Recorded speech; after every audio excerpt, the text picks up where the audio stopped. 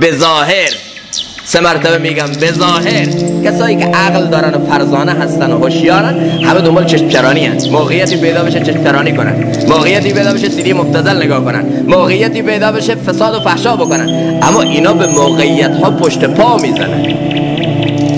اصلا اهل دنیا نمیفهمه یعنی چی شدی؟ چی کار میکنی؟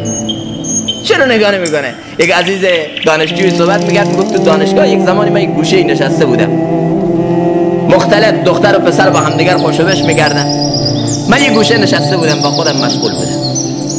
یک دفعه یک از دانشجو آمد پیش من گفت که افسرده ای؟ ناراحتی؟ گفتم نه، کاملا ریلکس، کاملا ماشاءالله به قول بعضیا توپه. گفتم که چرا بهش کی نمیگردی؟ منزوی شدی؟ گفت نه، یار من با منه. گفتم ها حتما بلوتوزی پیامکی چیزی باش رد و بدل میکردی؟ ببین اینایی که عقل جزوی دارن، اینایی که به بلوغ ایمانی نرسیدن، اینایی که از عشق حظ و بهره ای ندارن، اسم فسق رو عشق میگذارن، اسم فسق رو عشق میذارن. خودشون رو فدای چی میکنن؟ فدای همون چیزی که قوم لوط کرد. قوم لوط فدای چی شد؟ فدای نمیشه به زبان حتی آورد، یک عضوی که محل دفع گندگی از بدنه. جوانی تو هزینه کردی برای چی؟ عمرت رو، استعدادت رو، صلاحیتت رو وقف کردی برای چی؟ برای یک عضوی که محل دفع گندگی از بدنه. حالا نتونستی مستقیم این اسم روش بذاری، اسمشو گذاشتی چی؟ عشق.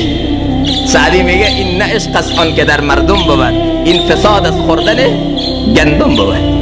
اینی که اسمشو گذاشتن عشق، این عشق نیست، فسقه. انقدر میخورن شکم که سیر شد، مقتضیات شکم تکمیل شد، حالا به فکر شهوات دیگه میشه. مقصد دیگه از زندگی نداره. برای کی زندگی کنم؟ اونی که مقصد از زندگی داره سنگ به شکم میبنده، اما اون هدف عالیشو جستجو میکنه. اما اونی که هدف از زندگی نداره شکم سیر میکنه. خب حالا شکم سیر شد، بعد چیکار کنه؟ بعد فکر چیزای دیگه میفته. این نه عشق است آن که در مردم بود، این فساد از خوردن گندم بود. میگه من نشستم، گفت که چرا خوشوبش نمی کنی با اینا، نمیشینی با اینا، به قول معروف از بازار آزاد استفاده نمی کنی؟ گفتم اینا من از یک چیز دیگه محروم میکنه. من با محبوب خودم عهد کردم دنبال غیر او نرم و دل به غیر او ندم. من او رو انتخاب کردم و سر این انتخاب هستم، جان میدم و او رو از دست نمیدم. سبحان الله. این کیه دیگه؟ اینقدر تو سنگ محبتشو به سینه میزنی، اینقدر سنگ وفاداریشو به سینه میزنی. گفتم اون کسیه که تا به حال صدها نفر براش سر دادن، اینطور محبوبیه. سبحان الله. این کیه؟ صدها نفر براش سر دادن. گفتم بله، صدها نفر باش سر دادن ولی ندیدنش، باش چت کردن، ارتباط داشتن از طریق کامپیوتر با هم دیگه.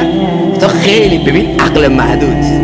خلق اطفالن جز مست خدا، نیست بالغ جز رهیده از هوا. یک بچه نابالغ بیا تو لذت ازدواج رو بهش توضیح بده، میفهمه؟ تا فردا بهش توضیح بدی نابالغ نمیفهمه. کوری آمد دم شنیدید اینو قبلا که شیر برنج داد دست بچهش که اینا رو ببر بده دست این کور بیچاره. از بچه پرسید اینا چیه؟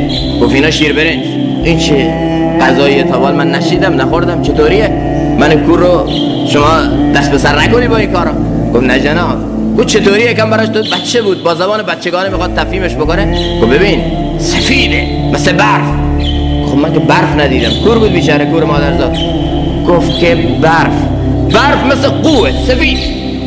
گفت قو چیه؟ گفت قو اینطوریه. نگاه به دستو بیا.